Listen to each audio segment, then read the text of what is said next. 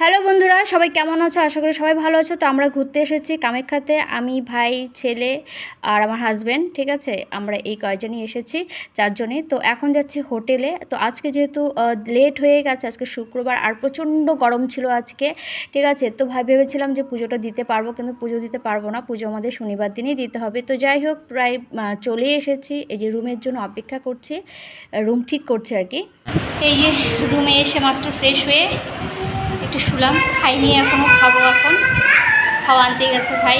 আর আমার ছেলে দেখো, ক্লান্ত বলতে কিচ্ছু নেই, দেখো কত খুশি। তারপরে এই যে খাওয়া দাওয়া করে রেস্ট করে বেরিয়ে পড়লাম। রেস্ট বলতে আধা ঘন্টার মধ্যেই ফ্রেশ হয়ে রেডি হয়ে বেরিয়ে পড়লাম আবার ঘুরতে। এত গরম ছিল, আমার শরীর খুবই অসুস্থ হয়ে গেছিলো, মানে কি বলবো। তো এখন যাচ্ছি আমরা এই যে স্টিমারে করে, তোমার হচ্ছে উমান মন্দির যেটা আছে, ঠিক আছে, উমা মন্দিরে যাচ্ছি আমরা সবাই মিলে। তো এই যে দেখো, এটা কিন্তু প্রচণ্ড ভিড় ছিল। বোটটা যতক্ষণ না ভরেছে ততক্ষণ কিন্তু ছাড়েনি, ভরেছে তারপরেই কিন্তু ছাড়া হয়েছে। আর এই দেখো সুন্দর দৃশ্য, এত সুন্দর দৃশ্য মানে কি বলবো। মন্দিরে উঠছি, আমি হাঁফিয়ে যাচ্ছি, অনেকটা উঁচা কিন্তু মন্দিরটা। তো এই যে দেখো, প্রথমে হনুমান মন্দির, আর এটা হচ্ছে উমা মন্দির।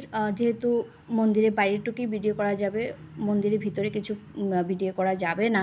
তো এই যে প্রসাদের জন্য ফুল টুল নিয়ে নিলাম, পুজো দিব একটু। আর এই যে দেখো উপর থেকে এরকম দৃশ্যটা খুবই সুন্দর লাগছে। তো ওই যে আমাদের পুজো দেওয়া কমপ্লিট হয়ে গেছে, এবার আবার বোটে চড়ে চলে যাব রুমে।